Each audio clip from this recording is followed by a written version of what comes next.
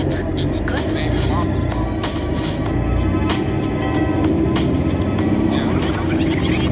Ou être vous-même. En ce moment, la nouvelle Peugeot i208 100% électrique est à partir de 160 € par mois seulement. Hommes et technologie doivent travailler main dans la main.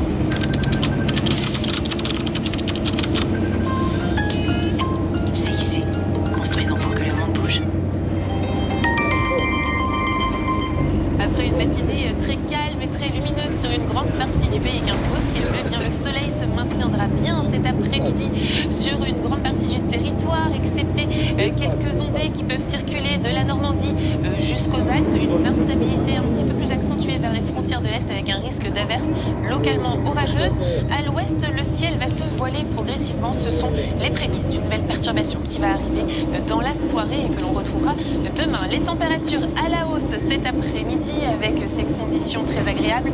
21 à Lille, 21 également à Strasbourg et à Orléans, 23 pour Lyon, 24 pour Marseille et jusqu'à 27 degrés attendus à Biarritz où la journée s'annonce particulièrement chaude et ensoleillée.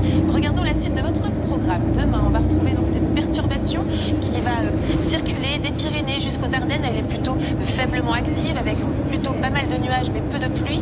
De part et d'autre, le temps sera plus ensoleillé. Lundi, on retrouvera cette perturbation des Pyrénées jusqu'aux Alpes. Cette fois-ci, elle va se réactiver avec un risque d'orage à l'intérieur. Le temps sera plus clément sur la moitié nord. Très bonne journée à tous sur LCI.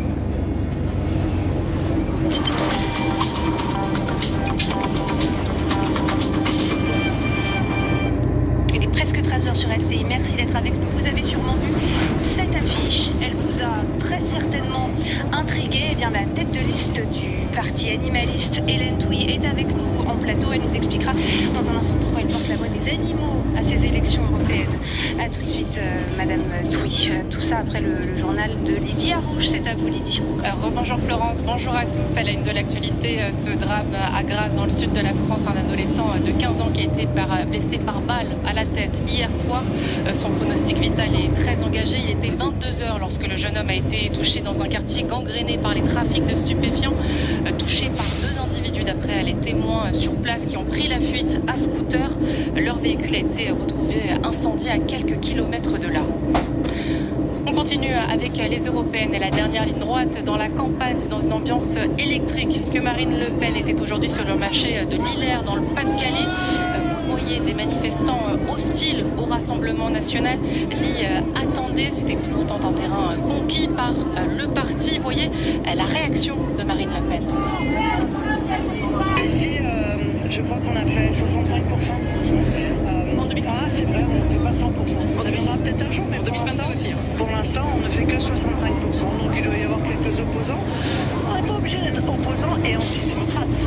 Parce qu'après tout, on peut s'opposer et ne pas empêcher une responsable politique de venir échanger avec la population. Donc il pourrait peut-être prendre 2-3 cours de démocratie.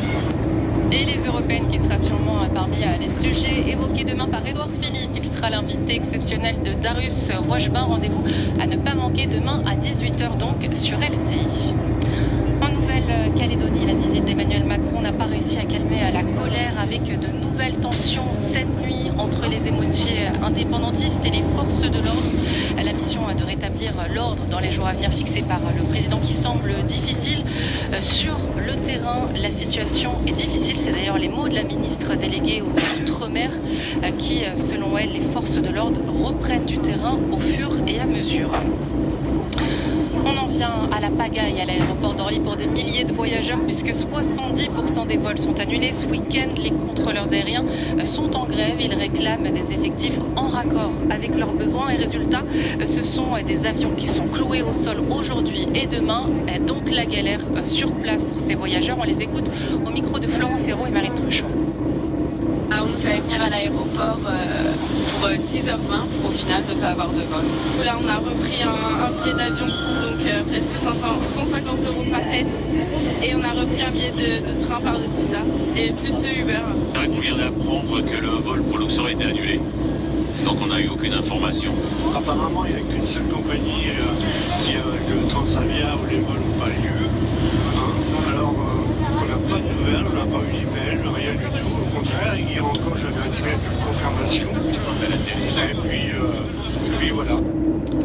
avec le revoir d'un champion, le dernier match de Kylian Mbappé sous les couleurs du PSG. C'est donc ce soir. Regardez, ce sont les dernières images de son entraînement avant ce match. Donc ce sera face à l'Olympique Lyonnais pour la finale de la Coupe de France. Mbappé qui devrait s'envoler vraisemblablement pour le Real Madrid dès la rentrée prochaine. Voilà pour l'information à 13h03, Florence. Merci beaucoup, Lydie. Elle se bat contre l'élevage intensif, contre la corrida, contre le combat de coq et beaucoup d'autres choses encore. Hélène Doué, notre invitée dans un instant. Vous êtes la tête de liste du Parti animaliste et ses élections européennes. C'est dans quelques instants sur LCI. À tout de suite.